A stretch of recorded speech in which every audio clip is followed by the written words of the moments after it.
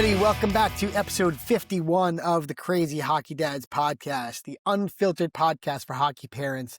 No politics, no sugarcoating, just real talk for hockey parents in the trenches. Buddy, what's going on?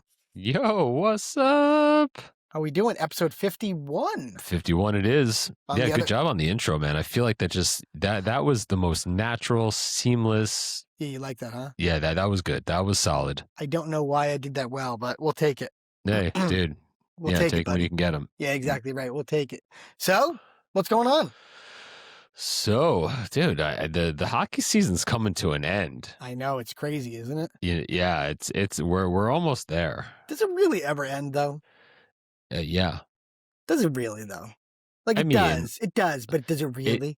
So look, I mean, there's always conversations. There's always a hockey thing somewhere in the week. But no, I just feel like in terms of like the season and like knowing that this chapter is coming to a close, another year in the books in terms of, like club play, and it's really close. So, it's yeah, no, I hear you, man. It went by fast. Do you guys have districts after playoffs, or are you guys done after playoffs? Because I don't think we're sniffing playoffs. Like, got it. Not even a little bit, unless it's like, okay. Like one of those like participation playoff brackets. Got it. Okay. You know what I mean? Right. Understood. So your season's going to end early as well. Our season's ending super early this year. I mean, we have. Yeah. So we have a tournament. We're going to a tournament. We're going to Boston, not Boston, soon. Where we just came from. Yep, I get it. Yeah. And then I think I counted. Well, we had 2 games canceled this past weekend because of snow, inclement weather. Oh, you guys were supposed to play on Sunday. Yeah, we had 2 games scheduled for Sunday, which were canceled. Right. So I don't know if those are getting made up. I think including those 2 games.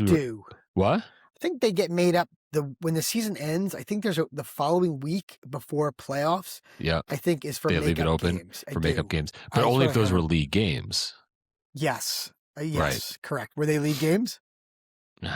Good question. I think so. I'm pretty sure they were. Gotcha. Meanwhile, let's give a shout out to you for actually doing this, being sick as a dog. Oh, the pod? This episode with you being sick as a dog. Yeah, I've had better moments, but listen, there are 2 things that had to happen this weekend. One was shoveling. Yes. 2 was podcasting. Both got check marks. Yeah, listen, again, I give you credit because it's not easy, being cheesy. You know what I'm saying? Well, I mean, that can be kind of easy sometimes, especially. Or something like that. No, he did. What's that from? Oh my God! Really? Were you not like a child in in the 80s and 90s? I was pretty sure. I said it's not easy, and then I said being cheesy. Yeah. Chester Cheetah. And then he goes. I don't remember the part. You don't? No. We're gonna have to get you to do that and post it on Instagram or something like that. That was fantastic. Yeah. Anyway, anyway. Yeah. All right. So you guys are all right. So you guys have some makeup games. It sounds like. Yeah. We only had I think 6 to 8 games altogether left going into this past weekend, and we played 1, 2 got shot down. If they get made up, then I don't know. We got maybe. I think we only have 2 left, man. I think 2 and out. Include league and non-league games, all together. Yeah, I think we're 2 and out. And no tourneys. No, we just came back from Boston, not Boston. So I think it's just 2 games, a week off for makeups, which we don't have any, and then I think playoffs. So I don't think. I think that's all she wrote. Wow. And maybe my count was wrong. No districts this year, no nationals, no nothing for our age bracket for some strange reason. Actually, I take it back. I do know why there's not districts. There's not districts because we're a U13. And if we went to districts, I think you would see U14 teams, because it's tier 2, but it's pure 13. Yeah. It's pure 13U. So, so that's why I think we got bounced out of districts this year.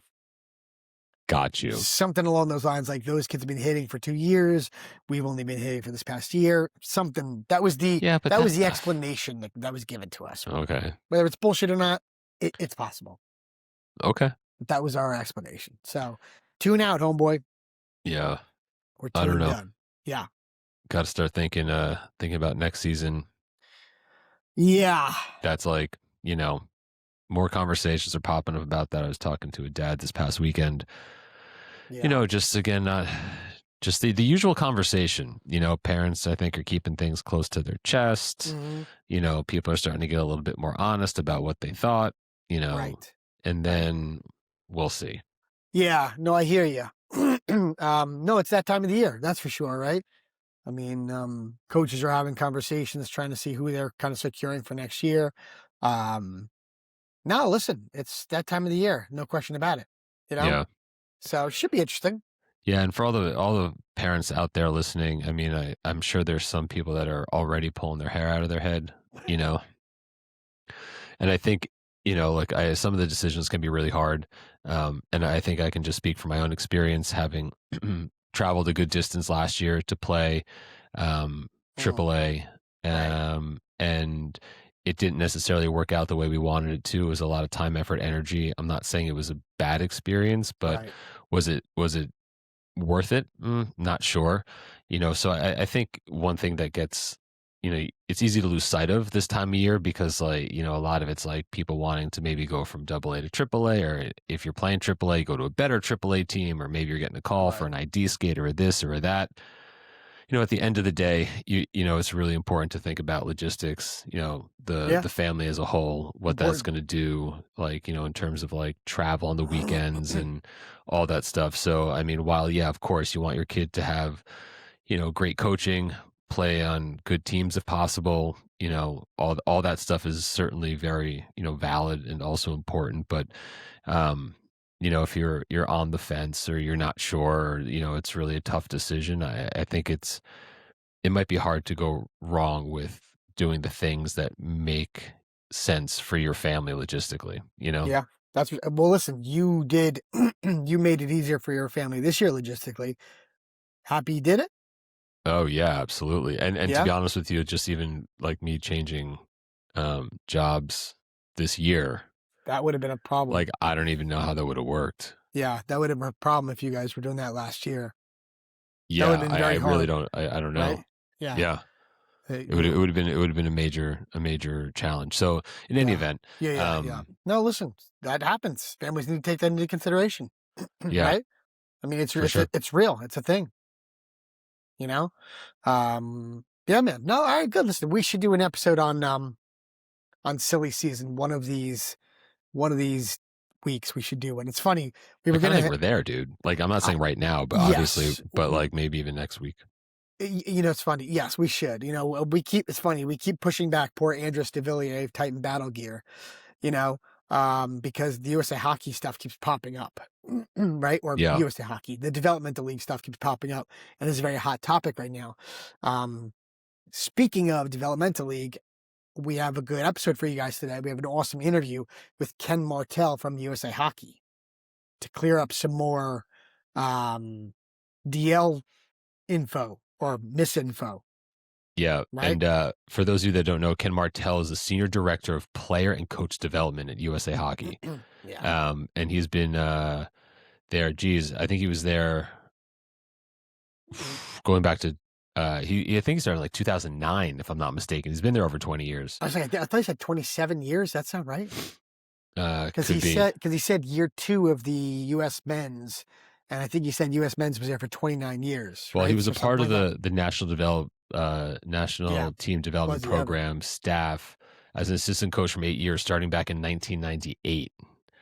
We were in high school. So I mean, like he's been a part of USA for a long time, and Yeah, so in any event, so he was. I mean, it was amazing on the heels of having Bob Mancini on. Now we have Ken Martel to shed some more light on the back DL, to and back. yeah, no, Who's better than us? what? I said back to back USA Hockey guys. Who's better than us? That's a great question. Some people try, um, but Some people do try, don't they? Yeah. They do In try. in any event, in any event. In any event. So They do yeah, so try, so we though. have him today as our guest to talk more about USA Hockey and their Right. role in all of this, and we got some questions over the Instagrams, and I know you got some people Yeah. texting you directly about questions to ask him, so we stuck those in a part of our conversation. Yeah. So yeah, a lot of great information coming up in the interview. But before we do, James, let's just take a moment, shout out Howie's Hockey and other partners. Howie's Hockey, Crazy 10. Crazy 10. Right. Go get your tape, laces, sweatshirts, gear. My favorite, the yellow handled scissor. Ringing endorsement for that product. You're like, oh, fuck. I love their scissor. Won't Trent tell you, my wife and I use it like around the house everywhere. A We've got yellow like 4 of them. handled scissor. Well, I said it because if you remember our last podcast, it was a little bit of a tongue twister, right? It doesn't seem like that changed. I was enunciating is what I was doing. Yeah, you were. I don't really call it something. a scissor. I said that by design. Oh, well, Yeah. either way, well Yeah. done. Yeah, so I appreciate it. So Yeah, no doubt, so man. go get your yellow handled scissor. Yep. Check. Yeah, because like I said, my wife and I use it around the house in multiple spots. Oh, that's It's either great. that or I use her meat shears. Oh, yeah, totally. No, I really do. She gets so No, I angry know. at me. Yeah. I'll take the shears out of the Wait, knife isn't block. she vegan? Yeah, she is, but she's not vegan. She's like what is she? Pescatarian? No, she doesn't eat fish. Oh. She's it's like ovo-lacto or something like that. Like she eats dairy, but not meat. I don't know. But she uses it for meat that she might prepare for you or your boys. Oh yeah, no, she cooks steak and stuff. She has no gotcha, problem. She has no gotcha, problem gotcha. making it. Yeah, she makes fish. She makes steak. Yeah, so I use her. I use her like meat shears to like cut something around the house, and she Like a package that just came in the door. Yes, correct. For example, like an Amazon or something like that, or a Chewy box or whatever's at the front step, right? Yeah. So I do that. She gets mad at me. So we replaced it with the Howie's Hockey scissors. That's funny because I use those same shears. The meat ones? Yeah, from the butcher block. For everything else but meat? Well, no. Yeah, I don't really use it for meat. No, neither do but I used it to open up bags of salt this weekend. And I gave them back to my wife and I said, yeah, you should wash those. You might want to run those under some hot water. Yeah, make sure you wash those. Yeah, that was that. Anyway. Yeah, man. So Howie's Hockey, Crazy 10 for 10% off. All right. So as we mentioned, it is the end of the season, but it's not too early to start thinking about next season. And That's for all the right. coaches and managers out there, if you're thinking about video review for your team in the 26-27 season, check out Athletic Performance Insight. Eric over there will be more than happy to give a demo of the platform, tag a game, reach out to him, mention Crazy Hockey Dads, get more information. But it is an absolute rock star of a platform that is great for youth all the way up through college to do video analytics, break down games. They tag them. They have a software that hosts all the analytics. It's really robust. So reach out to Athletic Performance Insight, use the contact form.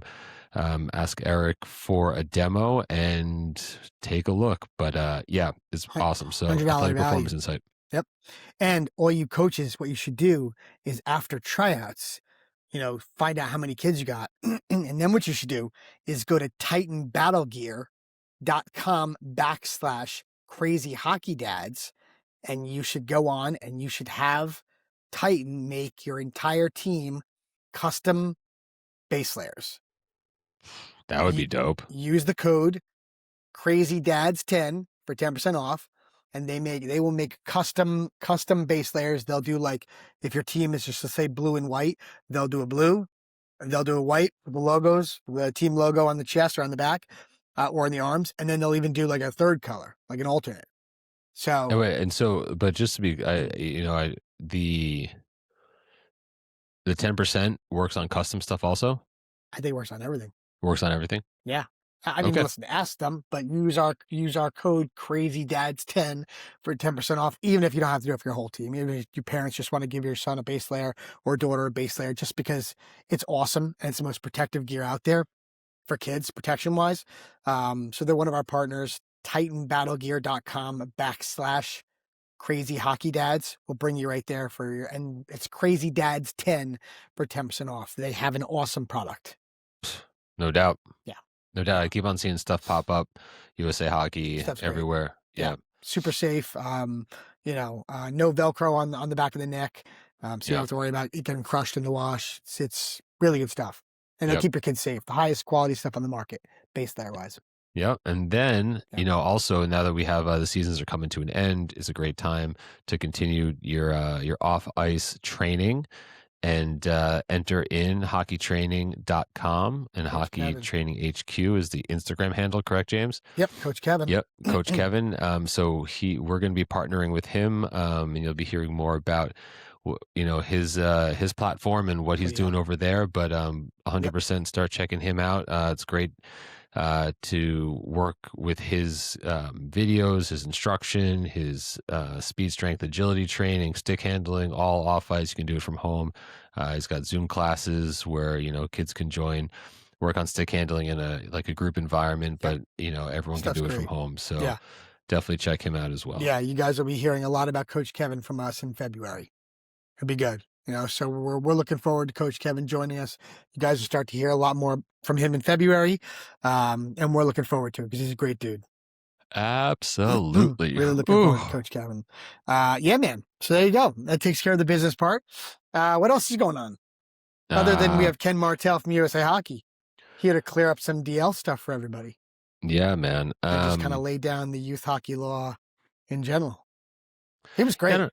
Yeah, no doubt. I'm just thinking about the weekend we had, just going back to our hockeying weekend, we had one game, 2 got snowed out Sunday. So we played one against a team, down more central southern Jersey, Red Bank Generals. They came up to play us, and we've had our way with them this season. Last time we played them, it was pretty close. Right. This one we got the better of them as well. Nice. Oh man, had 2 goals. I saw. Otto? I saw the second one. Yeah, no, he played well. He played well, I thought. I have to say he's definitely made an improvement on his on his compete level when he's off the puck. Very legit. Yeah, no, for sure. It was better than what I've seen. You got to be happy about that. Listen, progress, not perfection, and it always takes longer than you want it to. But I have to say he's definitely, I think turned a corner in some ways. Like it's not as consistent as I'd want it to be, but it's definitely more than it was. Good.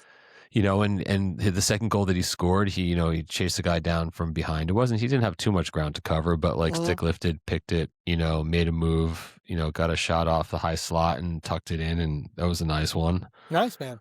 Yeah, his first goal was a snipe, but I think he should. From where I was standing, I thought he should have passed it, but he's like, Dad, where I was, the goalie gave me half the net, so I just So I was like, all right. I mean, if that's what it was, then great. They give you right, yeah, sure. But I was like, all the goals and stuff, it's nice to talk about, and he always gets excited about it. But I think for me personally, he's overall this season we talked about it as kind of coming to an end, and right.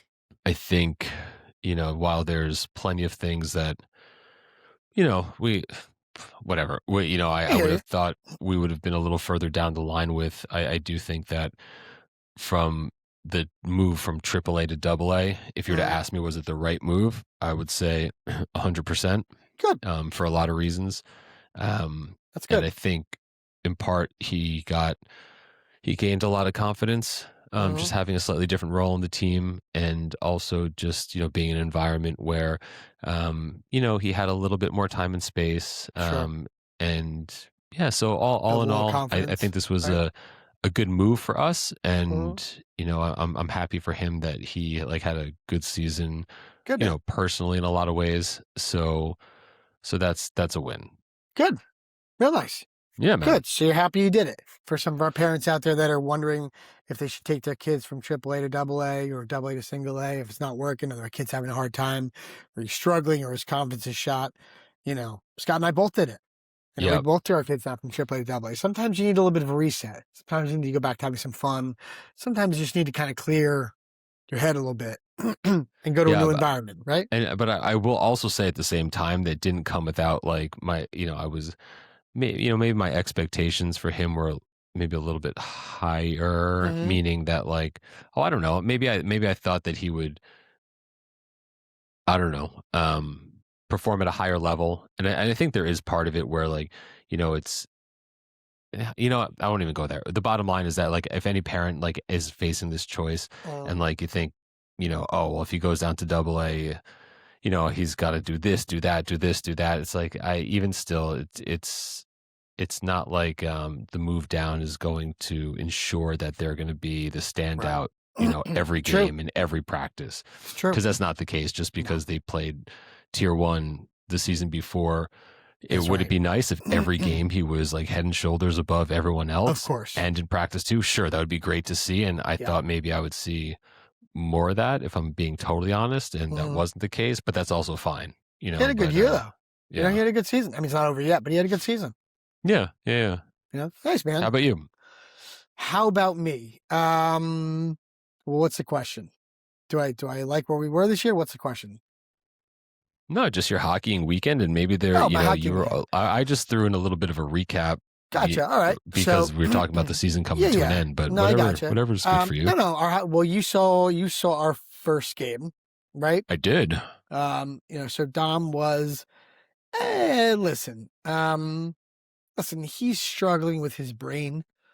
Um, we have an ADHD child who, I think, um struggles with like some, processing sometimes. You always see the puck kind of going to the corner, and then he's kind of late to get to kind of make the move to it. So he's struggling with other stuff away from the game, but it's affecting his on ice play. So he's not too happy about himself. So as a parent, that's hard, right? Because you have a really talented kid and he knows he's really talented, but he's struggling. His ADHD is really doing a number on him. So that's been challenging from a parent standpoint. So he's talking to somebody like an ADHD person who's trying to like reset his brain. Dom's issue is that like he knows he has ability. Um, when he goes to make a move and somebody gets the better of him, even just like a poke check or like his stick handling is choppy because it's just not working that day. Whatever it is, he gets mad at himself and he goes in the tank. And you can't go in the tank, and he kind of gives up. So he kind of starts here and then something happens and he goes, you know, very rarely does it come up. So we're trying to be positive, um, showing him a lot of like positive stuff on like Instagram and YouTube. So listen, listen, I can't really complain because he still has, if you look back, he's played like 40 games, he's got like 43 points. Is it Sure. the worst thing in the world? It's not. Right. Okay. Um, he played defense for 2 months. That kind of threw him for a little bit of a loop. So it's been a challenging year for him, but I don't think challenge in a bad way. I actually think it was pretty good because listen, adversity is real, right? I mean, it's a real thing in life. It's a real thing in sports, and you have to kind of get yourself through it, right? And you gotta build a strong mind because life is hard. And we say all the time, this game is all about building life skills, right? So, um, I would say that he's not thrilled with himself this year. I will say this. Even though his gameplay is not great, um, he has gotten much more physical as the years gone by. That part of It, his game has taken off. right. The physical part of his game has really kind of jumped. So listen, if I have to take anything away from this year, it's a little bit of adversity. Have we handled it well? To be determined. But the physical part has definitely come out. He doesn't have an issue with the hitting part of the game. Oh, yeah. I So mean, I would say that I definitely saw that on this past weekend. He was impressive in terms of his like physicality. He didn't yeah, he definitely got after it, and for someone who's you know a smaller guy out on the ice, he yeah, was definitely like, yeah, he was mixing it up. yeah. He So doesn't I have a give him problem like a lot throwing the of body props around. Yeah, for that. And like, look, I it was good to watch. I think it was the second game of his that I've watched, and just to kind of like better understand kind of the stuff that you talk about, because Right. without watching a lot of any one player, it's hard to kind of pick up on some of that nuance. And Yeah. I think I better understood your perspective on some of the things that no, but at the same Yeah. time, I will say again, not being super, tuned into the things that that's really getting you going. Hmm. He definitely looked like a top player out No, on the he can ice on play. this He can definitely team. play. No, no doubt. I His mean, skating is good. He looks the part. skating is good. Like that first attempt on goal that he had, where he was Hmm. I guess he's playing left wing, right? So he's on his Left wing. offhand. Yeah, So so he's on yeah. his offhand, and he kind of tried to pull this move where he like backhanded top shelf, short side, Yeah. and just Near like post. Yeah. it's not, It was it's a not the kind. super aggressive move. Yeah, man, and Yeah, super that was aggressive. Yeah. totally. Listen, if I think he pushed it over the crossbar, if I'm not mistaken. Yeah, Listen, I give him credit for trying for it because that's a ballsy shot. You know? no doubt, no Yeah. doubt, and he had some other some really nice passes, a great touch pass between his legs to his teammate. So he's Yeah, he he's does that doing well. things and seeing things that other players weren't, and Yeah, I think you're right. no, no doubt, no doubt. Yeah. No, So listen, he has ability. He just needs to fix his brain. He fixes his brain, and I think you'll see a different hockey player. right. We'll Well, see. You know, like anything else. yeah, man. But But no, what's it was nice good. is the runway is long. The runway is long. Just got to Right. keep on reminding ourselves that. That's right. So Yeah. yeah, man. So you want to toss it over to Ken Martel from USA Hockey? Yeah, I, 100%. I think everybody's gonna really like this interview. All right. You Well, know, let's do that. here we go. Ken Martel, everybody from USA All right. Hockey. Enjoy.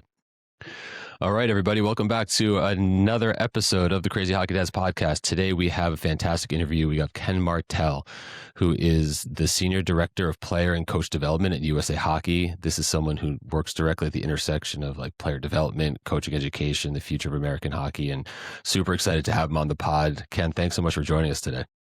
Oh, my pleasure. This should be fun. Oh, that's usually what people say. I don't think anyone said it hasn't been fun. So, but That's true. let's We have a not good jinx time. that one. Yes. But Ken, again, like I said, thanks so much for taking the time. Yes, And thank you, for Ken. those of you that are not familiar, or for those that are listening that aren't familiar with USA Hockey and kind of like who's involved in the organization, if you wouldn't mind just kind of setting the table and sharing with the audience kind of like what your role there is, and perhaps like how you got to be so involved with USA Hockey. Yeah, this is my 27th year with USA wow. Hockey. I've worn a number of hats. I started off as one of our national team coaches at NTDP in the second year of Wow. the program. So I was around at That's the awesome. start when we were just getting things up and running. And so it was about 8 years there, and then kind of transitioned to our national office and was doing some player and coach development work. Ended up getting involved with our ADM program when it first started. Have transitioned into doing a bunch of different coach development projects, research on development. We have some interesting projects that we're doing. That's cool. And I kind of work with our player development staff and our coaching education program now. So a number of different hats over that That's for long time sure. frame, but that's what makes the job fun and interesting. So You yeah, guys are busy over there. That's for sure. You're yeah, definitely it's busy over there. well, that's job security. Lots to do, lots to keep up with. Very Um, true. the game keeps evolving. How it's delivered, Yeah. keeps evolving. So we're trying to stay as current as we can. You know what's interesting when, and certainly we talk a lot about, I guess, like player development, with a variety of folks that we've had on here, but something that we don't talk about much is coaching development, which you just mentioned. I'd be really interested to hear if you could do like maybe a little bit of a deeper dive into kind of like what goes into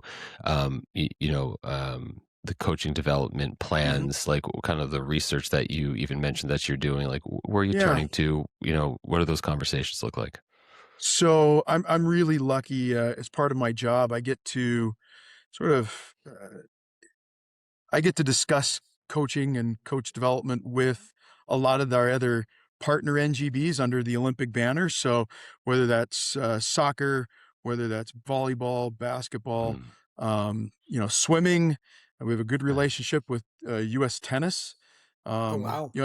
Different NGBs that do different things, but we are all talking about how do we work with adult learners and how do we help support each coach along their own developmental pathway, right? We're all at different points. Sure. There's the brand new coach that's just getting in, and there's coaches that have been around a long time. Coaching is an experiential type of profession, occupation, or part-time if you're a volunteer coach, right?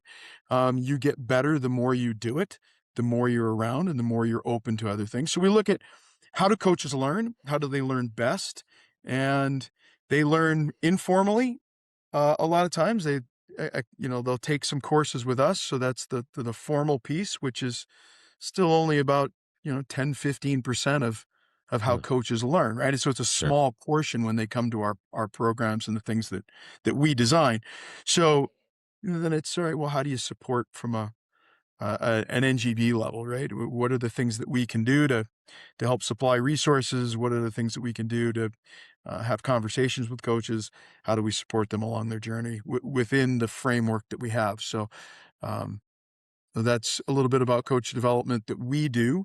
Sure. We have a player development staff that are out in the field, and they will show up at rinks and work directly with programs and coaches and um, to try and help support their learning process.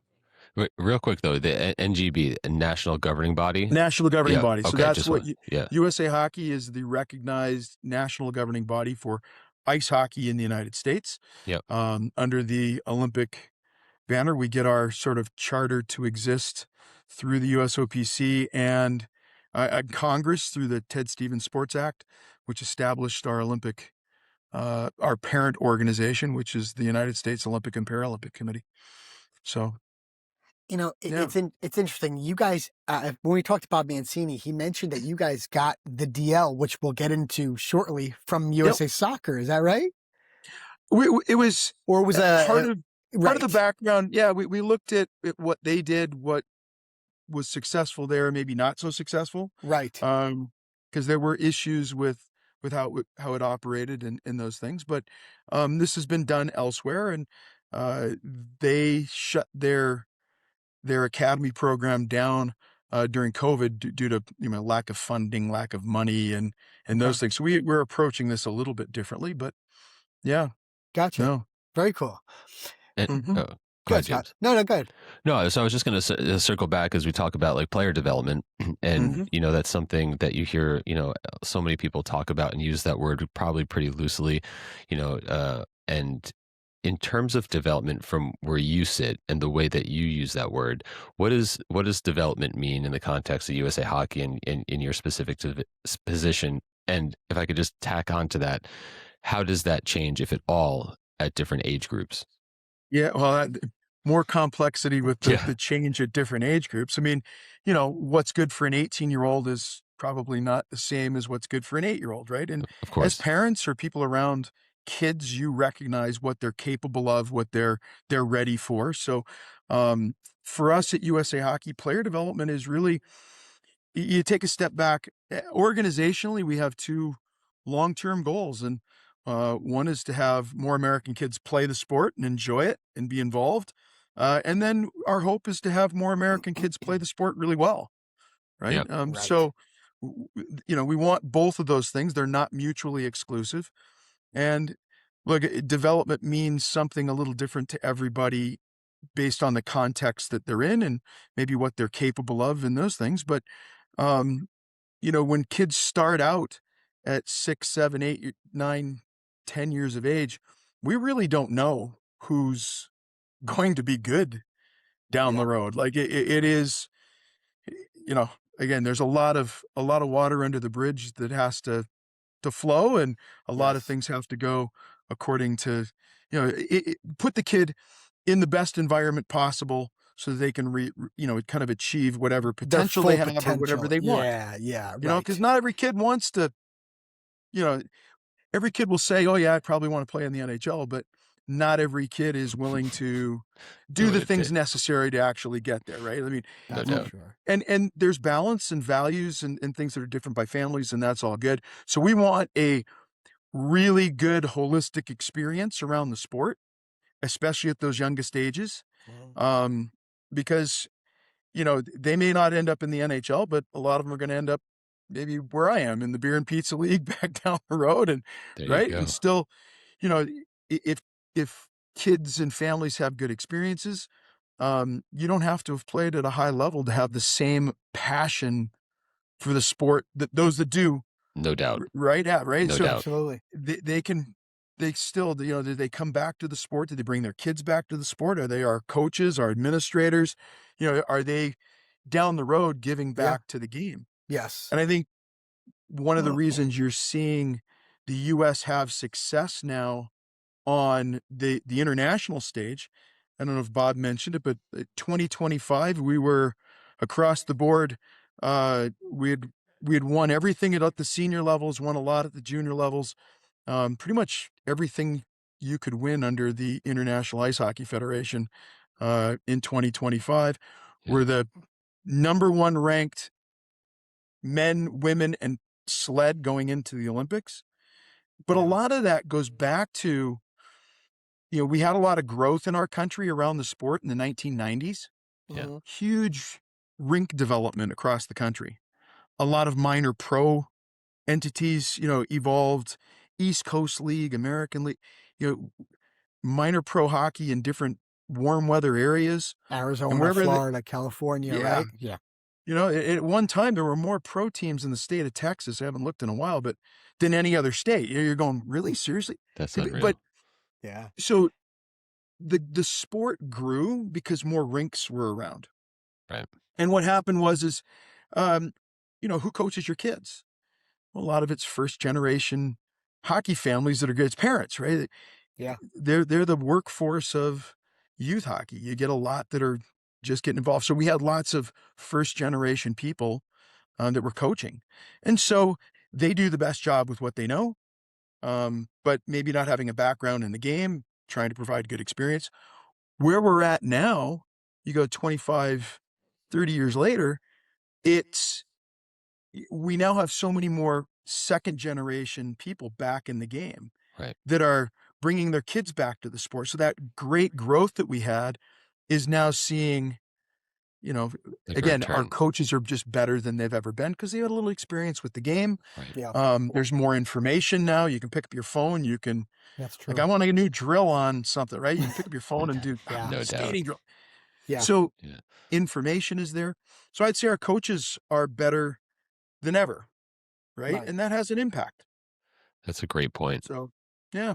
Do you think that so it's funny, like years ago, I think that, I think people would say the best athletes in the United States were playing, football, basketball, baseball. Do you think some of those best athletes now are staying in the game of ice hockey that maybe weren't 15, 20 years ago? We have really good athletes, right? That are picking up ice hockey. But so we have typically have 120,000 8 and unders playing in the United States registered with US Hockey. There's some that are outside our registration, but so over 120,000. Nobody knows who the athlete is when they're 6, 7, and 8. Until they hit puberty right? or something like that. Yeah. Yeah. So at the end of the day, look, we've had, even going back in the day, we had Heisman Trophy winners that played ice hockey when they were younger. Right. We've had MLB, Major League Baseball. We had pro athletes in other sports that played hockey growing up. Football players, right? JJ Watt, right? Was he the one that you see him on the ice? Yep. Yeah. Can you imagine him as a defenseman? Oh my God. Jesus. So take a step back and say, all right, well, what didn't we do to keep them in the game? Right. Like if going to the ice rink was the most fun they had and the opportunity was there, if the things around our sport were such that we provided the right experience, maybe it would have kept those athletes in our game. So we don't know. like we try and tell everybody it's hard to be great at 18 if you quit at 8, Bob right? Like, Mancini said the No same doubt. thing. He said something yeah. very, very similar to that. Yes. And so how do we provide, a really good experience for kids? Right. When we started our ADM program, the tagline was play, love, excel. I want to get kids into the game. We want them to play. Play is fun. Let's help build a passion, help them fall in love with it, because we know if they don't truly love it, in the long run, they're probably not putting enough time into, they're going to choose other things, right? Right. Right. So they'll excel if they put the amount of time in later. So So, we're not go ahead. overly concerned with the excel at, 8, 9, 10, 11, 12. Understood. It's, yeah. Yeah. Yeah. Developing the passion. So Yes. Mhm. I wanted to to ask you about your own personal experience, because you're from California originally, if I'm not mistaken. Yeah. So Yeah. Not exactly a hockey th- th- hotbed it back wasn't then, right? a No, you know what? It was actually interesting story. Ice Capades, the old Ice Capades, oh yeah. built a bunch of rinks in Southern California Oh no to way.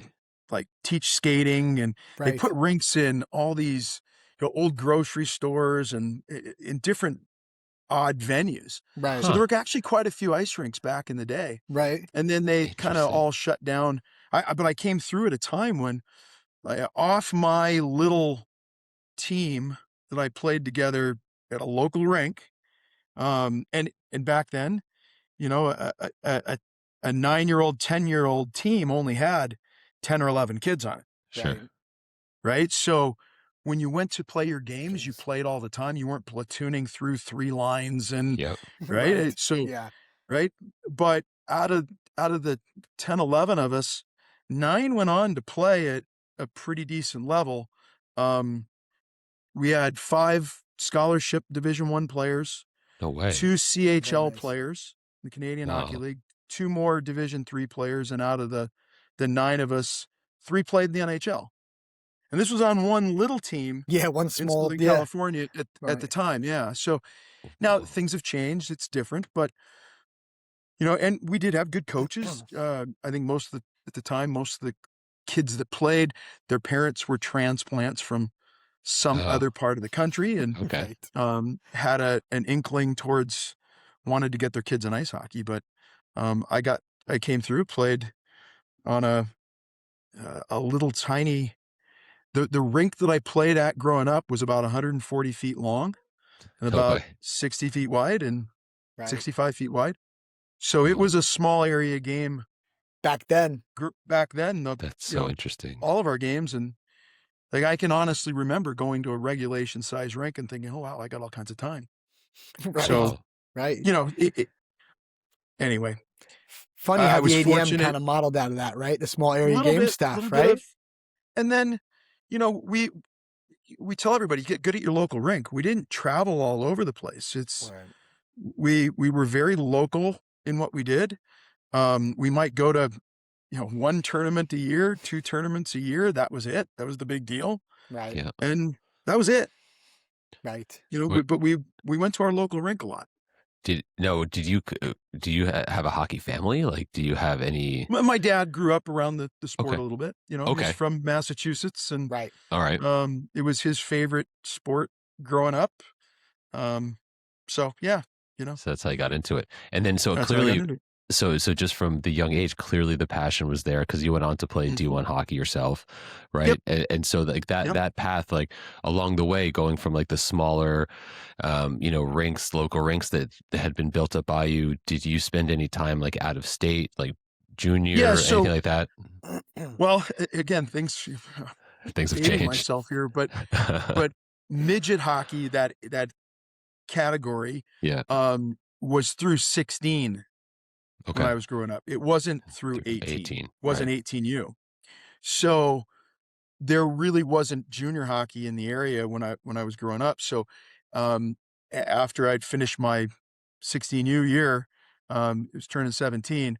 I needed a place to play, and so I went back. I was able to make a USHL team at the time, so Nice. I played in the USHL for my senior year in high school and a year or so out, and then got my scholarship to go to Lake Superior State at the time there, That's along with another teammate that I grew up playing That's with wild. That's so much in fun. California all the way along.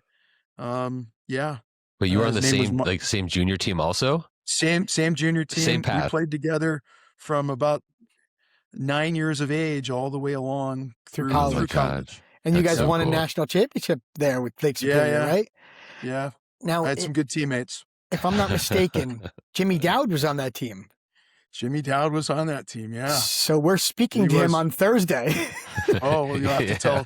tell JD I said hello. I sure certainly will. will. Yep. We're on a little text chain that we I can occasionally imagine. someone will spark up, but Right. yep.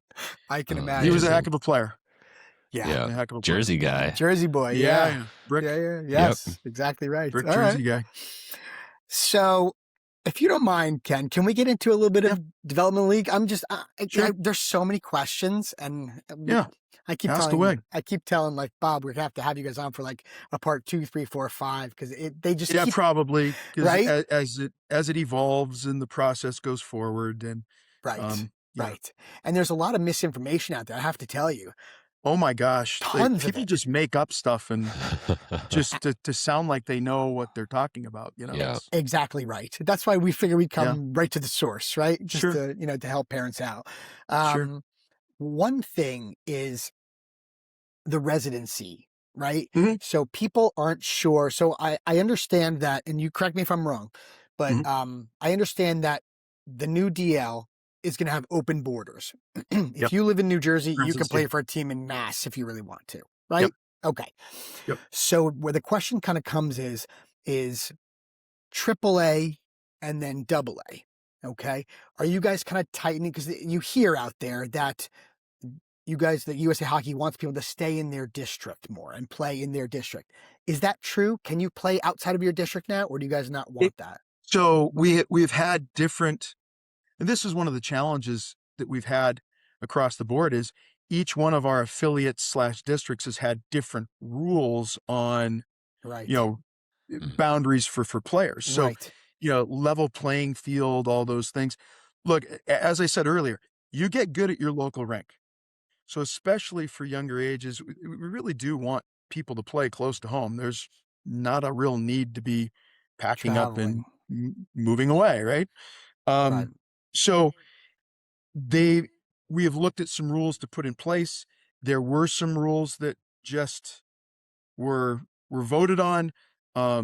That's in the process of being deployed in the future. What year that comes out, I think there's a little bit of confusion around. I think I was just going to ask you that. Yes. Yeah, I think that was something that people were so focused on the DL that they weren't paying attention, I think, to 100%. the other rules that were being passed. And so this was a rule that was put forth by our registrars.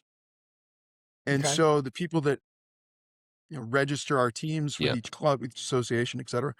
And in theory, everyone, I think, was in agreement. Yeah, this is a good thing. I think the timing of it was where people got a little off. So I know that they're having a meeting on that. That would be a Bob Mancini question. You have to come back to him. I was just going to say, okay. I do believe that we're open to maybe delaying that.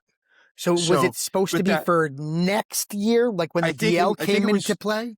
Yeah, I think it was. Okay. Well, when we delayed the DL implementation for a year because a lot of clubs came back to us and said, "Oh, this is too fast." Right. The vote being here in January, ice contracts and things for the following year are already been negotiated. Things are it was already in motion. Too far down the road. Yeah. So agreed. And rightly so. Like we want this to be fair for our constituents and people out there, so they have to be able to do things in a reasonable time frame, right? So this is not coming for this upcoming season, right? Okay. And I think what had happened was the language from our registrars it was initially put in at the same time as the DL launch. Right. And gotcha. So I think the timing is what is off here. Okay. So I do know that our president, board members are, okay, a little oversight. We can maybe step in with Call an step audible in type here. stuff and Yeah. push Again, back a little bit. nobody's trying to, you know, again, we want to be good partners with our local programs and people that are out there. So, if it Right. makes sense for them, then, we're going to try and do the best we can to align. Okay. So, all right. So now that we have the time frame kind of, straightened Mhm. out a little bit, um, I guess, we're hearing from a lot of people. So I'll give you, for instance. Yep. So the club that mine and Scott's kids play at is the Ramapo Saints. Okay. Okay. The Ramapo Saints are a New York, it's right over the New York border from New Yeah, I know Jersey. where they're at. Yeah. Right. Okay. Right. Gotcha. Yep. All right. They've been around So a long time. yeah, Yeah. exactly. Correct. Yeah. So they have a lot of New Yorkers that play there and a lot of New Yep. Jersey people that play there. Yep. So I think technically they're grandfathered in Atlantic. as a New Jersey club, as an Atlantic club, right? Yeah. Right. They are they're an anomaly out Mm, there compared to a lot of right. programs. Right. So again, the idea is not to, you can have someone live in one state and the closest rink to them is actually just over the border, right? So nobody's trying Right. to be unreasonable about those type of constraints, right? That was discussed, that was put in, this will get looked at to the point where they're not trying to penalize good Oh, behavior and limit. They're trying to go, okay, you don't need to drive by 10 clubs to go mm, someplace north. There's plenty of hockey local for you, Right. okay. So that was the premise of it. Okay. Because again, we Yep, had yep, a lot of questions about like New Yorkers. We're right by New York City, and there's a lot yep, of New York kids that go up to CJR in Connecticut because it's yep, closer than them, right? Or yep.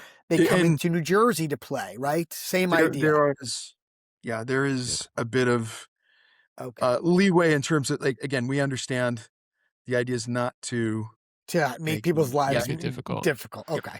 So yeah, so we're the not trying to make yeah. So there's not gonna be like a cap on like how many players a team can have in like New York from New Jersey or something like that.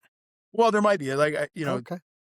so, for example, it again, depends on where the club's located, right?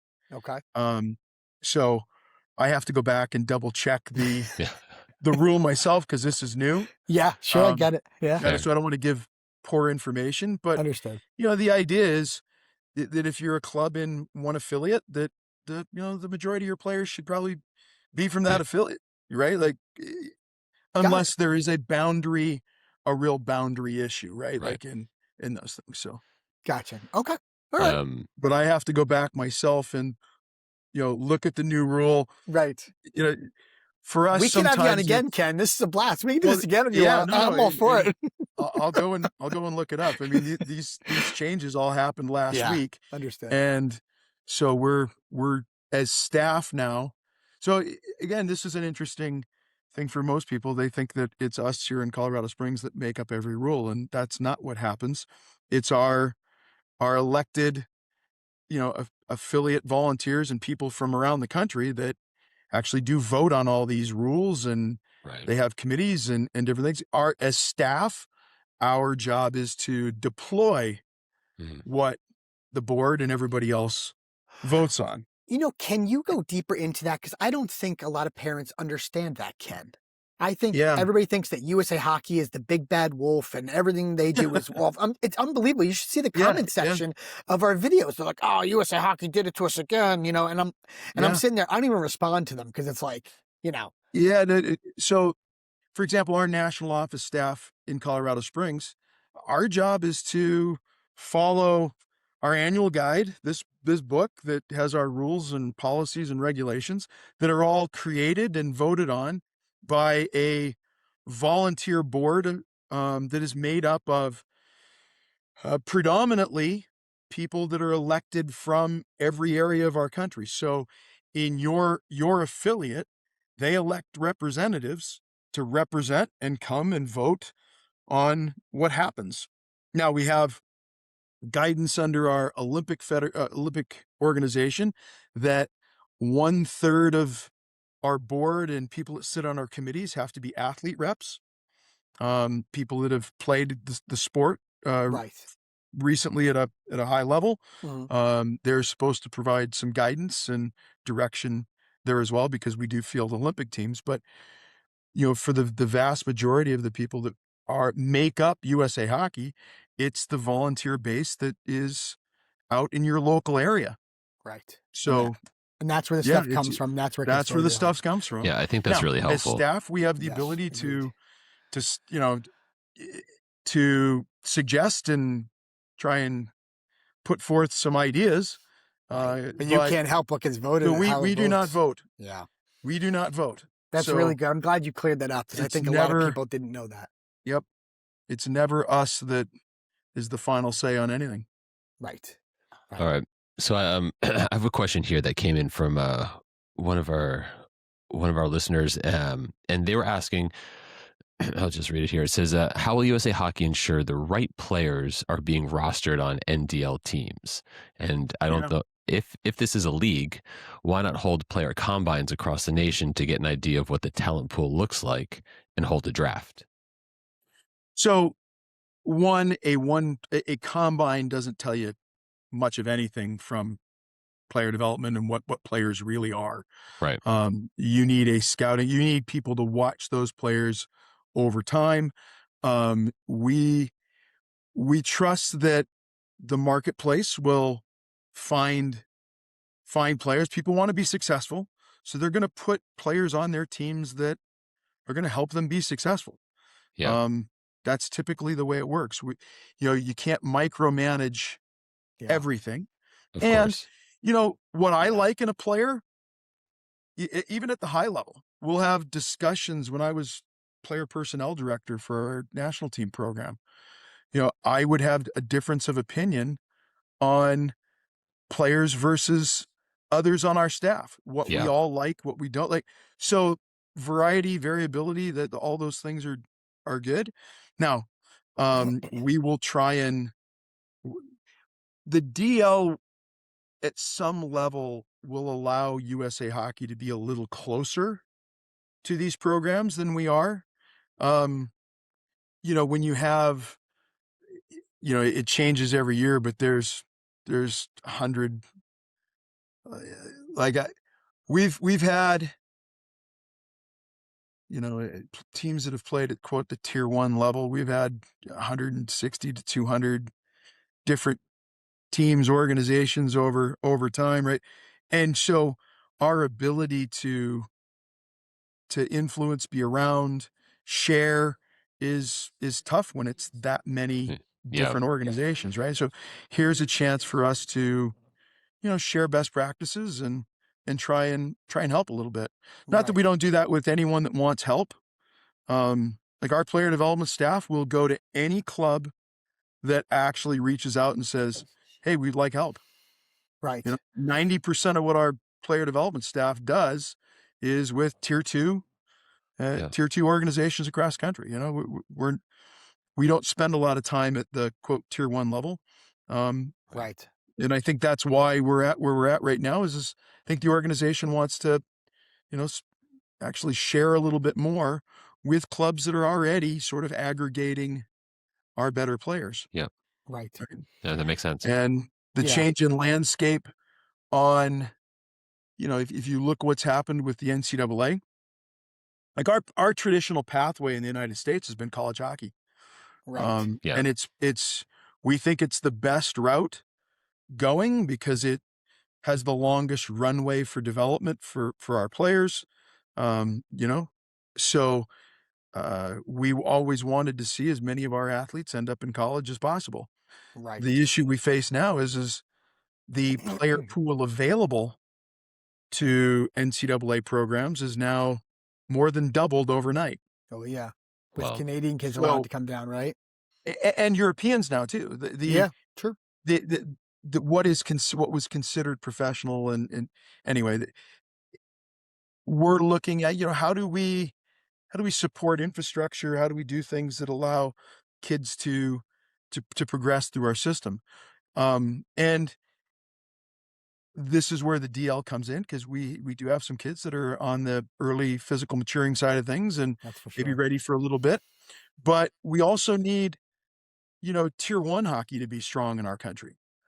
And so we're not trying to take our eye off the ball there either. How do you develop systems and we have some ideas that will allow for tier one hockey to maybe develop and be better going forward. So this is a multi-pronged approach Sure. for us. It's about creating good environments for kids that match where they're at so Right. that they can move along, you know? It's interesting you mentioned college hockey. Mhm. One of the kind of questions that we're getting from people is, so with NIL money introduced to college hockey, and Mhm. now the USPHL and NCDC, giving money, performance. I think they call it performance based, NIL money.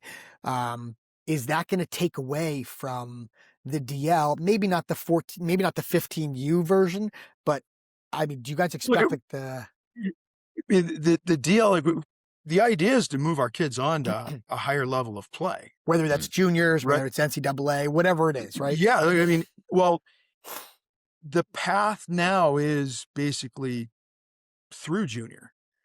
You know, Right. Yeah. it's not through, but the DL's not an endpoint, right? Like it's It's to just a move caveat, right? players.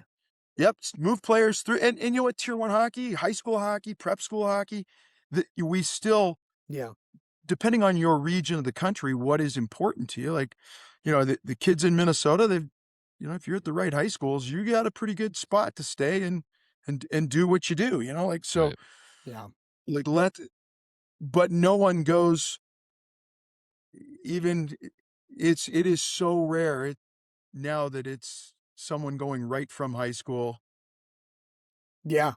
straight to college. It just doesn't happen. There you can count them on Those are the a Macklin couple of hands. Celebrinis. Those are the Jack Yeah, Hugheses. it's Yeah. not Those are the, happening. yeah. No, I Right. agree. So junior Yeah. hockey is the pathway. And so we want more kids to have the ability to play junior hockey at a really high level. Now, there are varying levels of junior hockey. That's for sure. Yeah. Sure. So, you know, Yeah. whether you're getting paid, what, like, you know, USHL has been a free place to play junior hockey, right? So they've collected a lot of really good players. Right. And historically, that was the kind of the path. If you looked at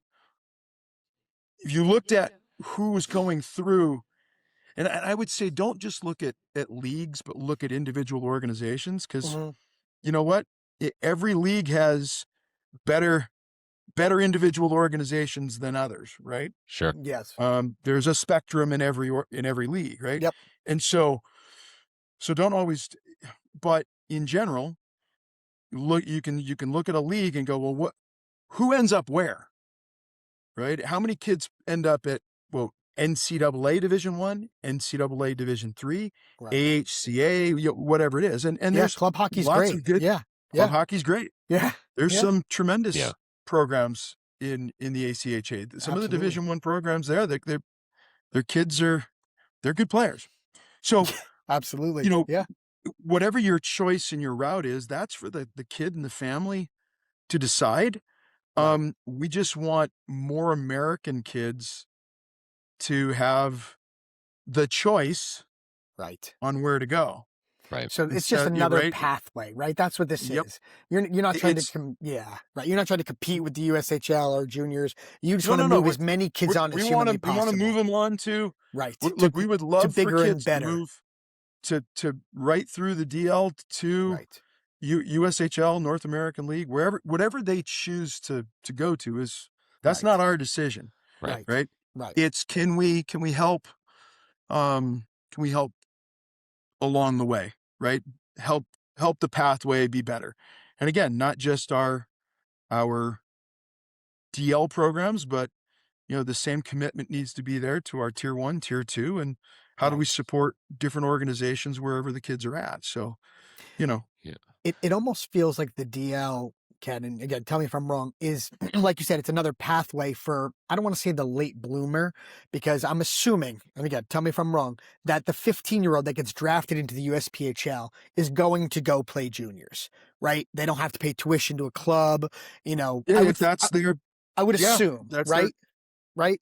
And then the kids who maybe aren't as advanced as that kid who didn't get drafted into like a big time junior club, maybe they stay with the DL at 15, 16, and then they pop and then they move on to juniors. Is that fair? Yeah, I mean, the idea we're not trying to keep our players back from Right. any Right. opportunity, right? Right. Of Like course that's not. not what USA Hockey does. Like we, our goal, we hope that every kid that plays Yeah. reaches their dreams and gets to the highest level possible. Like, we would love for the National Hockey League to be populated 100% With USA players. with USA players, right? Absolutely. But if you go Yep. back to the college example, you know, they've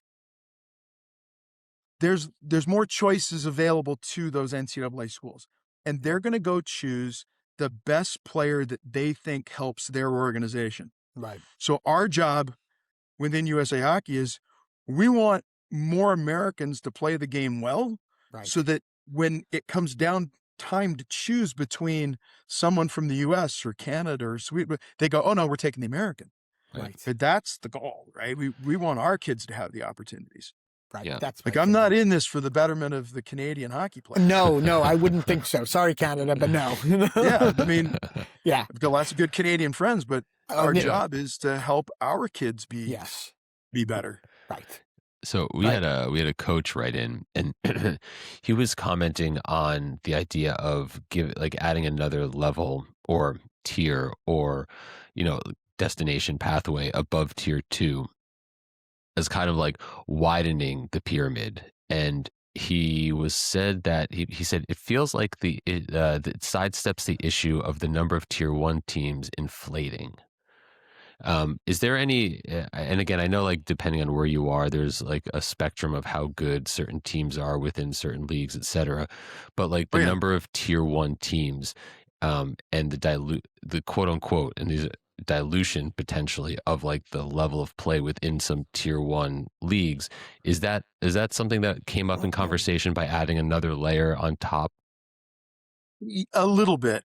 Okay. Like it's I think a bigger part of it though is how do we influence things? Like, so myself and Bob Mancini were around when the NTDP started. Yeah. And it's a nice program, and we're very happy with what goes on there. But maybe its biggest legacy was reestablishing what a standard for development could be for organizations, junior teams of a similar level.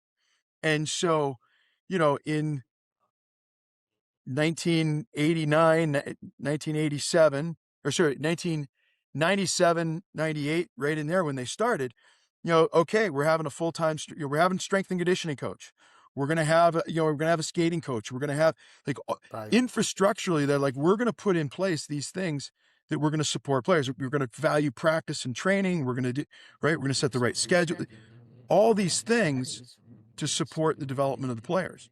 Well, next thing you know, teams are looking around and go, well, because it took years for even our top junior league, the USHL, to have a quote strength and conditioning coach for every Really? team. Oh wow. Oh yeah. Interesting.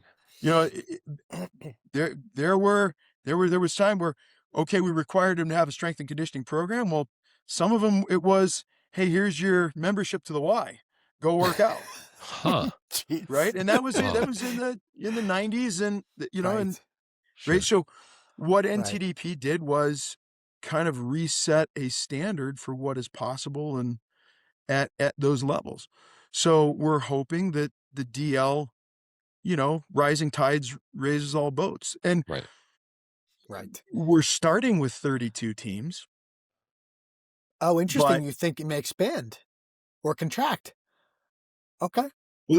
so that that's an interesting point, because I do think that one of the things that has happened in our marketplace with out there around tier 1 hockey is, our affiliates will assign somebody gets a tier 1 status within the affiliate. They've decided who gets that and what goes on. And that's in our 34 different affiliates and all. Uh-huh. And then things change over time.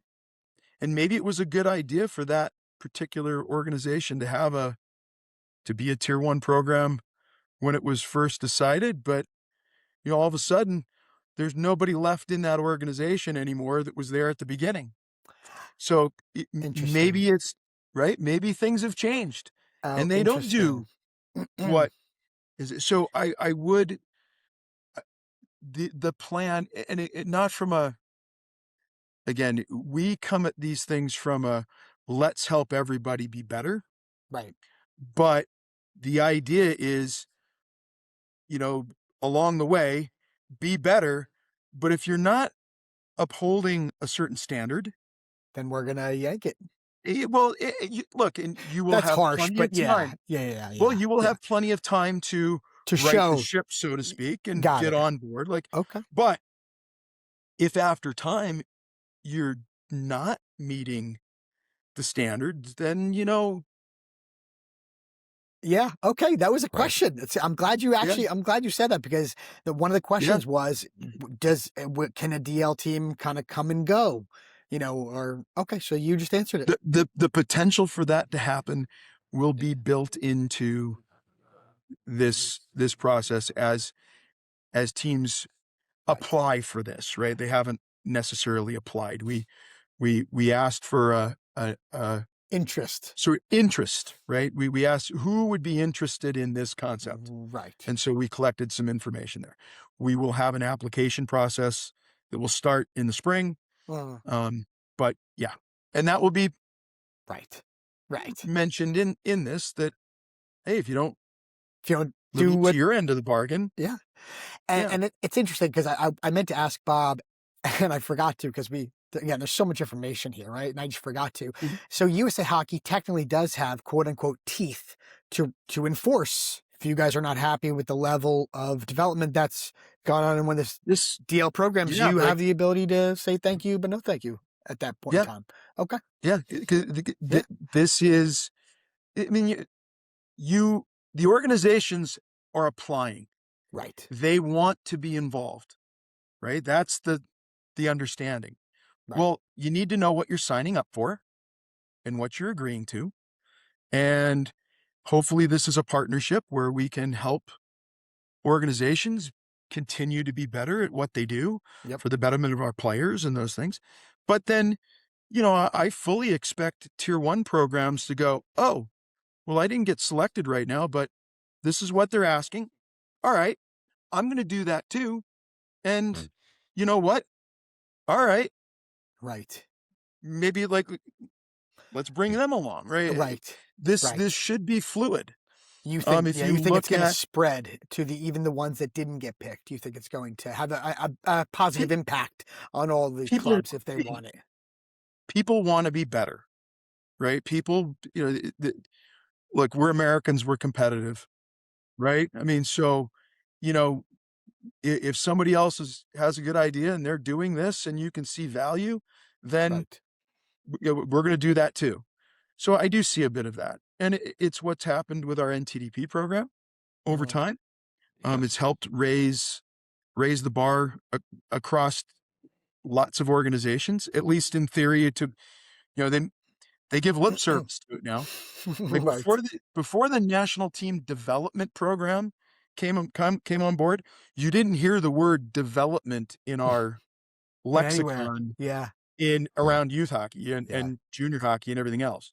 Now It's everyone wants everywhere. out their development, Development. right? Right. So Hmm. okay, Yeah. well then how do we measure this? How do we show people are moving forward? And that's the idea. We're not trying to penalize organization. We want them to be better. But this is a way for us to start to help, and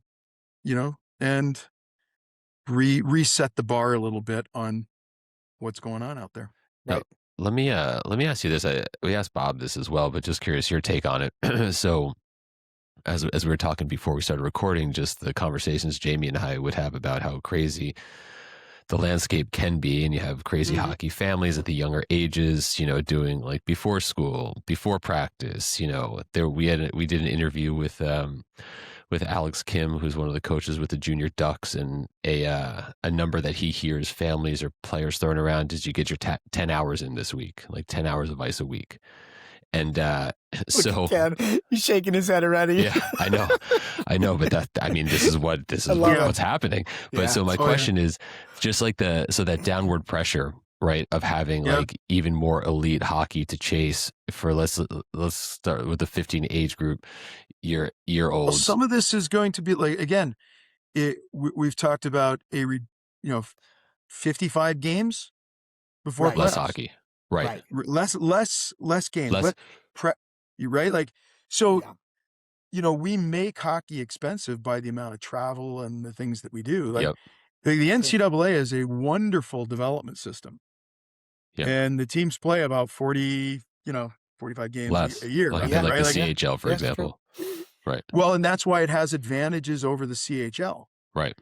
The CHL is, the game density is so high in the CHL that they actually take off training time for recovery.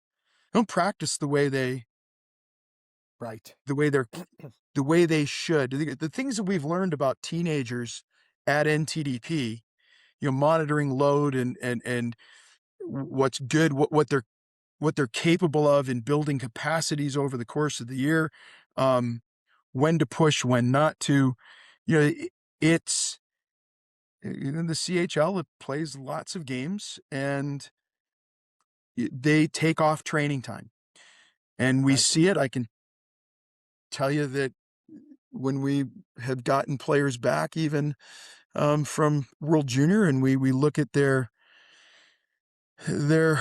scores on our, we monitor load through different sensors and things, and where they're at, their fitness levels aren't the same because they take away in some areas. Like, again, this is it's a systemic problem, right? Like, if you're in the Western League and you go on a 10-day road trip and play 4 games in 10 days or 5 games in 10 days, you're not lifting weights. Right. You're not training the way you might. You look at the gains that our kids at NTDP make over the course of a hockey season, like, it's dramatic. But physiologically, they are ready for that at that particular time. So it's about matching what the kids are capable of, what's good for them at the right junctures, time. Right. Yeah. So you had mentioned developmentally earlier, what's good at the right times, Right. And I think the biggest, or one of the bigger challenges we have is and you were talking about it here already, was this over acceleration at a young age. Yes. 10 hours a week at, 9, 10, 11, what we see. We've had our NTDP program for 28, 29 years now. And, when you've got a program like that in place for such a long time, you really do look at where all your players have come from, what their backgrounds are. Heck, even the NHL. A lot of data. Just a few years ago, the NHL and NHLPA did an internal study of membership. So the players themselves in the league self-reported that 98% of them self-reported that they were multi-sport athletes until at least 14, and well over 80% self-reported that they were multi-sport athletes until at least 16. Right. And so, you see, it's all, well, and our NTDP players, we actually we're looking for the multi-sport kid. It's something. They seem to have more capacity to continue to get better. The ones that have overdone it or specialized, it's almost like, yes, they've refined their movement skills in a normal pattern for ice hockey. Right. But what makes a player great is their ability to do things outside the normal range of motion. The norm. Like, it's almost what's like their they're capacity robotic to adapt? Yes. And then Interesting. you know, do they have the emotional energy left to put it? Like the kid that plays year round at 9, 10, 11, 12, they'll say, oh, I love it. I love it. I love it. Yep. Just fine. They probably do. But then they get to 16. Yeah. And now's the time to really ramp it up. Right. Now's the time for the 10 hours a week and more in the gym and everything. Like now you're learning to be a 365-day-a-year athlete. Right. Yep. Right. So you are training in some capacity, 5-6 days a week and, year round. Right. They don't have the emotional energy left to put into it. Right. And so you see them not being able to adapt, and the continues to adapt, who continues to, like, they have to have a love for it. Right. And as a parent, like, how do you keep the hunger there? Right? It's, I don't care anything you do, my kids growing up, if I had pizza, every night of every day, they'd probably love it for a while, but even after a while, they might go, maybe we should try something give me else. something else. Give me something else, right? So, Right. how do you, and this goes back to, can you take some time off? Right? Can you, like, things that are kid driven for development, when it's self-regulated by them, not too bad. But if we're the ones driving it as the adults, and it's quality, not the quantity that matters. It's not, it's the value that you bring to the hour of ice time, not the hour of ice time. Sure. Ryan Murphy from the New Jersey Devils said that. He's like, why don't you shoot 50 pucks the right way as opposed to like 300 pucks all over the place? Yeah. Yeah, exactly. So how do you quality over quantity is always more important, right? So, how do you do that? And so I think people chase the overdo it, or they're going to run off to the next quote showcase event in the off season because they think somebody's there watching at 9 and 10 and nobody's watching. Nobody's watching. No one, yeah. right. Nobody's watching. No one's watching at the level that they think they're aspiring to, right? It's like, there's a lot of research around who's good in sport, and being successful pre-puberty in our sport is not an indicator of who's good after puberty. You go through puberty. We don't know. And anybody that tells you that they know, like, I want to make multiple bets with them because I'm going to be a really rich man on, because you always see the guy out there like, well, I made, XYZ, NHL player. Oh, yeah, really? Make me 10 more. Yeah. Yeah. Yeah. And no, tell me who, because they'll tell you that they know and then they don't really know. It's a lot of bad information out there that gets passed around to other parents, and it's like a bad cycle is what it is. Well, and it's what you're doing with the podcast right now. You're trying to help people get good information, and take a step back and slow things down. The fear of being left out is real. Like I get it. Parents, yes, it is. That's true. Like, we have staff members, and one of our former staff members is now an assistant with the Montreal Canadiens, but Roger Grillo, he said like, he's a Division I college coach in the past. He's one of our player development managers coming up through. And he's like, even I, with my own kid coming along, was like, well, what should I do? Like, what? And I'm questioning it sometimes. But and he knows better. and he knows better. He goes, because the pressure's real. But I take a step back, and his kid's sport was baseball, and scholarship baseball kid and all that kind of good stuff. But like Bob will tell you, I'm sure he talked about, he might not have talked about his son coming along. No, we talked about Victor. Yeah. And sure we did. They didn't do all the same things that everybody else. That's right. Like he didn't play he played tier 2 through 13, right? If I'm not mistaken. And even that, some of the kids that he played with they're off chasing this, and Vic's taking the spring off. Didn't play summer hockey year round, and Yeah, that's right. Yeah. yeah. It's just And like look where he is now. Yeah. Well, and that's the point is he's the one that's, filtering around the National Hockey League. Got called back up today, so. Oh, that's did great. he? Oh, good. I know last time we spoke to Bob. Bobby, he went down after 4 games. Good. Oh, he's back. Yep, and so he's good. back up. So the organization's kind of figuring out where he fits, but he's played a fair number of NHL games, and people think he can play at that level and be a regular. So it's good. He's a young guy, and but the idea was they were patient. Like, I can remember Bob back in the day, we were joking because I'm like, so how's Vic doing? And he says, well, everybody wants to know what power skating coach Vic went to over the off season. And I go, what did you tell him? He goes, none. He took a martial gymnastics class, and he took, some swim lessons and stuff, Right. He got more coordinated. Right. That's right. That helps your skating. It does. Yeah. Anyway. Yeah. When you're in the middle of it, it's sometimes so hard to see the forest through the trees. And, and it's just so refreshing to have conversations like this, and just as to be a constant reminder to families that listen and parents that just like, it's a long runway. It's not the runway of like the Macklin Celebrinis, all of the, the Instagram sensations, and the real, whoever else it might be that just had a real shortcut to play high level. They're the one-offs.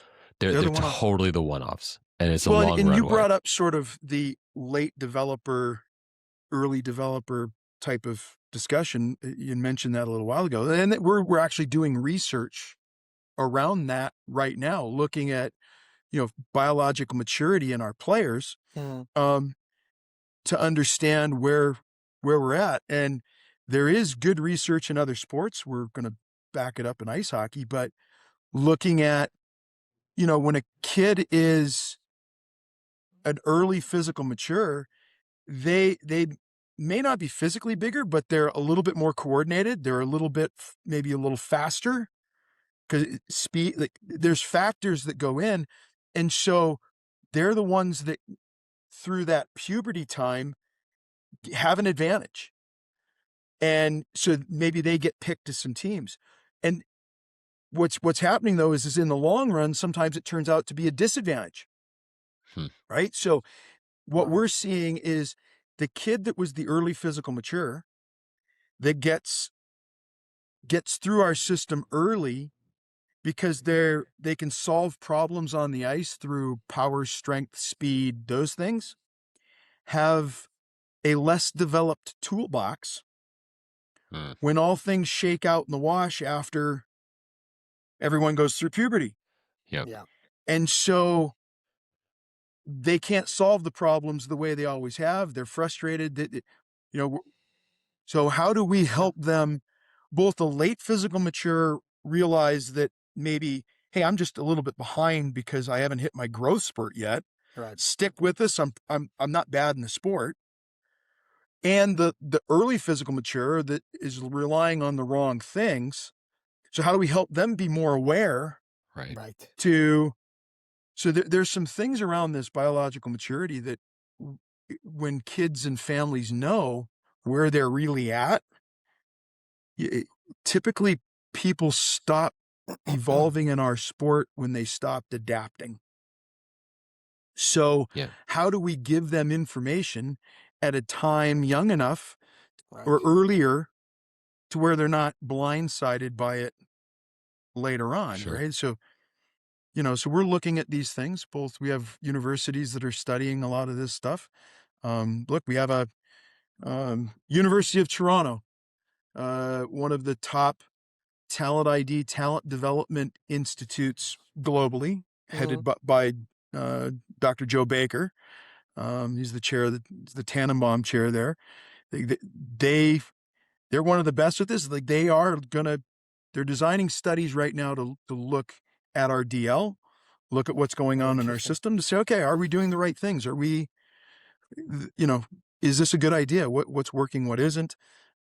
We try and base our decisions on legitimate research and facts, Data. Yeah. You guys do not a lot of somebody's research. opinion, right? Yeah. So Of we course. do. I mean, we have a number of research Yeah. projects that are going on across the board, trying to help our player. How do we take the information and then get it back out? Yeah. So Yeah. Well, oh, go ahead, James. I should have one other question. Yeah, go for it. Well, because I sure. don't want to Yeah. keep you all night, Ken. We could, but I don't want to keep you all night. Sorry. I guess the tuitions for the teams that do, get, Mhm. do you guys call it like a charter? I'm going to call it a charter. I I don't don't know know what to call it. what you call it either. I mean, Yeah. Okay. Well, I'm going to call it a charter just for, I don't know what else to sure. call it. So the teams that get selected, Yep. and I think I know the answer, but I'm going to ask it anyway because if somebody wrote in on a question. I'm assuming that the affiliate is going to be responsible for the tuition costs. USA Hockey is not going to have anything to do with that, right? I'm assuming. No, look, they're still pay-to-play organizations like everything else. Right. But we will be very aware if anyone thinks that they're gonna, all of a sudden up Oh, the okay. cost of Oh. this, right? Gotcha. That's not the point here. And then, how do we support organizations to maybe lower costs? Maybe there's some things that we can do. Oh, interesting. A lot has to be explored, but Yeah. Right. Will we're you guys give them guidelines on what to and what not to charge, or you just kind of let them? well, again, hockey costs different in different parts of the country. Very true. Very Like true. just the ice cost alone No question. in Southern California or wherever it's $600 and whatever an hour is Absolutely. different than In Iowa. or someplace. I mean, there are still places, Right. not as many as I would like, but you can still get ice in some places in Wisconsin for $120 an hour. So, Wow. You're kidding me. oh no, right? Like, That's what you pay a skills coach here for an hour. Yeah, so there are, right? Like, how do we? Yeah. You can't control the variation that way, but Right. the idea is not to use this in any way, shape, or form to charge more for our players, right? I'm Like glad you that's said that. Yeah. No, we're very conscious of that. Yeah. Gotcha. So you guys will And be paying attention to the organizations and what they charge for the Yep. NDL. Yep. And again, look, we're not unrealistic to know that, look, things cost what they cost. Yeah. I mean, they do.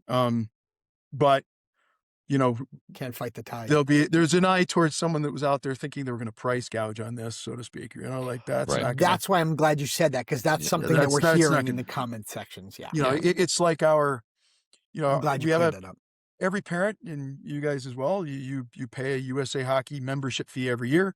Our membership fee is tied to the, the cost of living index the government that puts out, like whatever that Yep. is, that we're not trying to, Right. anyway. Understood. Yeah. That makes Oh, sense. I get it. Absolutely. All right. Well, we're at just over an hour. Yeah. And We can keep you all night, but yeah, we're, no, this has been we're amazing. gonna let you. I just wanted to ask, in terms like just broadly speaking, in terms of like the rollout of the DL, is there anything in particular that you yourself, from your position where you sit in USA Hockey, that you're like looking forward to the most? Is there anything that maybe we haven't touched on that like you're just really excited about question, Scott. once this rolls out? Yeah, I think I'm excited about potentially having a closer relationship from a national level to some organizations out in the field. Like, again, our player development staff will still do what we do, but being able to share more closely with some organizations that seem to hopefully have like minds around development and the support of our American players, Right. and supporting coaches to be better at what they do, I think is exciting. Like, we want everybody across our country to be a little better tomorrow than they were today Sure. at creating something for our kids. But this is a way for us to maybe be a little bit closer to a few clubs and share more, right? Yeah. We're not, it's a Right. partnership. We're not in there to dictate everything that every club does. We don't expect them all to be the same. Right. They're all going to value, as coaches, coaches value different things, right? Yeah. what they see in players, and that's just fine. I think that diversity of opinion and approach is, at the end of the day, a strength. So, but there are certain principles around development. There are certain support things that we know that teenagers, some things that we've learned through NTDP, and then working a little, what can we share and how do we best do that? So I'm excited that the organization might be able to do that. And then hopefully raise the bar that others can follow along with. Sure. Again, anything we do with the DL, we'll certainly be willing to share with our tier 1 programs. Like this is right. Like this is not a, this group only. This is how do we? It's a we thing. It's a we thing. Yeah. Because that's the way, the U.S. hockey gets better. So yeah, that's awesome. It's great, Ken. All right, Ken. Well, listen, we're going to wrap it up here. This was such a treat. Thanks so much for your time. Really, really appreciate it. Yeah. Yeah, it was a pleasure meeting you. We'll have to have you on for 2, 3, 4, and 5, Ken. There we go. Well, I'll look up the new rule here. Yeah. We'll definitely come back on that. No, listen, I definitely appreciate it. It was very insightful. Just the listeners have a ton of information here. So again, thank you. Yeah, thank you so much. Yeah. We'll see you soon, Ken. Thank you so much. Thank you. You bet. Thanks. All right, everybody. Welcome back from that amazing interview with Ken Martel. Dude, more info on the DL, more info about USA Hockey. And I have to say that, it was definitely informative in terms of, how not, I don't want to say small USA Hockey is, but in terms of the number of people that are in the office, it's not a massive office. No, it's not. And how the voting on what changes get implemented, et cetera, Yeah, it's interesting, wasn't it, to hear that? Yeah, that the staff members don't vote. I'm glad he cleared that up. And it's elected affiliate, people that are elected by affiliates from all over the country. For the regions, yeah. Yeah, that was, I was glad he cleared that up. Yeah, me neither. I was glad he cleared that up because I think, you and I were just kind of talking in our comments for some of our Instagram clips. You have a lot of people that have a lot of ire toward USA Hockey. I'm not sure if it's really warranted. You know? I'm not it could sure just be a misunderstanding of how the whole system works. I think so, yeah. It sure seems that way because from what I can tell from speaking to Bob Mancini a couple times and now Ken Martel, right? And we're trying to have another USA Hockey executive on as well, which will be coming shortly, I think. From everything I can tell, all they care about is developing young hockey players. They don't care where you develop, how you develop. They don't care how long it takes. They want you to maximize your potential so you can make U.S. men's national development program or the Olympics or the NHL or some NCAA team in some way, shape, or form. Yeah. Right. That's what I can tell from talking to everybody from USA Hockey. I get the exact same thing from all of them. Yeah. No. Listen, nothing's really come up in our conversations that had me kind of raise an eyebrow. Agreed. Or that there was anything that was kind of what's the word I'm looking for? Expression. It's not coming to me. Yeah, they all say the same thing. They all sound the same. You know what I mean? Yeah.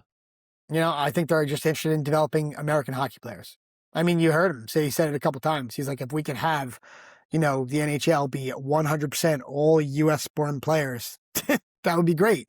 Right. Right. I mean, well, what else is interesting? I mean, as far as the amount of, and Ken was saying, and so did Bob, about how a lot of the work that USA Hockey does is within tier 2 and kind of the grassroots movement of getting players involved in hockey across the country, and that they don't spend that much time in, with the tier 1 programs. And I wouldn't be able to quantify, right? I don't know how much is a little, how much is a lot, but I'm wondering if, people might think that it's USA Hockey that, has their organization doing one thing or another, but when it's really the organization that's making certain decisions, and like they've said multiple times, they can't micromanage everything. They there's a lot of affiliates, or teams that are part of USA Hockey, and they have to you have to have trust in their partners that they're also going to do the right thing, and it's not always going to be that way, and so Yeah, no, some of the stuff that we got out of Ken was interesting. I thought the boundaries conversation was interesting about, how they don't, I think Ken mentioned they don't want you driving past. I just want to highlight some of this for people if you didn't listen to the whole interview. If not, you should go back and listen to it. But he was saying they don't want you driving past, 10 different clubs to get to the club you're at, right? Right. They still need to clarify the boundaries questions for us on how many players can go over, the boundary, right? We talked about kids from like New York City, being close to, to Chelsea Piers, Connecticut, or closer to like the Avalanche in New Jersey, in North Jersey, So I think there's still some things to iron out, but it doesn't sound like they want a lot of people going across lines, right? No, but he also said that while there might be limits in terms of the number of players that can be out of district, right? That that there are scenarios where like there are rinks near borders of states, 100%. And there are going to be certain situations that's going to where there's like common sense. Correct. That's part of the equation. I think so too. Yes, that's what I took from it. Time will tell us how that really shakes out. I agree, and we should touch base with Ken again to kind of to kind of brush up on that and see what that looks like. But what I was also kind of glad to hear is that USA Hockey is going to kind of. It's funny. I didn't think they'd be involved in this, and when Ken said that otherwise, I was surprised. When Ken said, when I was asking about the tuition, I didn't think that USA Hockey would have anything to do with the tuition for the DL teams. Yeah. And I was wrong. They're going to watch and they're going to kind of make sure that these new teams aren't gouging, parents, for coming and playing on these new development leagues, so that was interesting. Well, I mean, obviously, as you said, that there, like the cost of hockey in different parts of the country is, it's variable. So it's not going to be like a standard price across, across all teams that are part of this thing. But it definitely, sounded like anyone that's looking to use this as like a financial, correct club. To like you said, price gouge or head or whatever it is. Yeah. Yeah, that's something to be looking out for too. As well, they should, right? I mean. Listen, I normally they don't get involved in that stuff. So but listen, like Ken said, they want to be more involved. They want to be closer. Stuff. Yeah. They're trying to fix organizations. Yeah. I want to say the holes. They're trying to really, I want to say fix, hockey here in the United States, but they're definitely trying to get more involved. Yeah. Look, right? when they're outnumbered, in terms of like there's way more clubs than there are USA Hockey, I guess like staff, if you will. The closer they can get to clubs and like that, I think it's a good thing. No, and then he was also saying how this will give them an opportunity, and that's one of the things that he was actually most excited about was getting closer. That question, to organizations, and hoping that other organizations that maybe aren't part of the DL to start are going to see what their DL clubs are doing and follow suit and implement some of those best practices as well. I think they think you're going to have a little bit of the water wheel effect, where it's going to kind of filter down, to clubs down below, organizations down below, which I think it probably will. I'm sure some it won't, but I think it will. Tell. I think it will to a bunch of them, that want to be involved with USA Hockey. Yeah, the one thing when he was talking about like the having less games, which is definitely part of it. 55, right? I forget the number exactly, but I'm just thinking like if that's something that they were really trying, if that's an agenda they want to see other non-DL teams kind of take on. I'm just wondering from like the dollars and cents point, like selling ice, if like you're having less games, so there are less sheets that are being bought unless they're being bought for like developmental for practice purposes. I was gonna say maybe you can use them for skill sessions. Yeah, use them for coaches to do privates. Around here, coaches have a hard time finding ice for privates, right? True. So maybe you use the ice that way. Potentially. Right. So then maybe kids can practice and work on their skating and their stick handling and their shooting, and you whack up the ice a couple different ways, and you have 6 skill coaches with 1, 2, 3 kids each. And because coaches complain around here that there's no ice for privates. Or maybe it's just like if like a team between games and practices has like X number of sheets of ice per season, just like the ratio between games and practices changes, right? Yeah, it's going to be interesting. You know, Yeah. we'll see how it goes. It's definitely going to be interesting to see how it all kind of plays out. But I think it's great that USA Hockey is getting, you know, and I don't want to pump USA Hockey's tires, but I think they're doing the right thing. Again, everything we've heard, Scott, it's hard to say this is not going to be good for the sport. Yeah, look, I'm sure Yeah. there's plenty of things that like remain to be seen, and like Of course. anything else in life, it's Of not going to course. be 100%, and there's going to be Of people on the course. outside looking in, and there's going to Of be course. things about it that's not going to please or work for everyone, and some things, you know, might need 100%. retooling. But you know, on the whole, it's, you know, it sounds like it's a good opportunity for, you know, organizations to get involved with the USA Hockey a little more deeply, and then also to take Yeah. best practices from, you know, a country that's been doing really great on the national stage, and you know, from the NTDP to, you know, juniors, etc. Yeah. You know, and so that, you know, yeah, things sound like it's, you know, Yeah. should be good. Yeah, I think so too. I think it was great. I really thank Ken for coming on. The guys at USA Hockey have been very good to us. Yep, We're going to try to have another person on from USA Hockey. We have some very cool things planned here, Scotty. no doubt, sir. I mean, Jersey Jim Dowd is Let's coming on, go. right? Let's go, I'm Devils. looking forward to that. So that's going to be a lot of fun. Another USA Hockey executive, some top line guys, a retired NHL goalie. I mean, we have some very, very cool things kind of lined up here. We also are going to have somebody on from Sweden who's very close to Sweden's developmental program, which Yep, is awesome. Kind of, I guess you can call him like Bob Mancini or Ken Martel's counterpart over in Sweden, right? sure. You know, that we hear wonderful things about, that we hear is going to be a fantastic interview. So we're going to have him on. We have a lot of really, really cool things planned for you guys. So stay with us. A lot of really cool things. Not bad for a small podcast, huh, Scott? No, we're Not, going in the right direction, dude. not terrible for a small podcast. That's in No. 44 countries. Oh, Jesus. Just saying. No, okay. Just saying. All right, So, my homeboy, this man. was fun, my man. Listen, nice job. I'm glad you did this. You're a trooper and you pounded through this. So feel better. And I Thank will you, sir. see you on episode 52. That's it. That's a wrap. All right. See you, All everybody. right, take it Later. easy, bro. See you, buddy. Bye.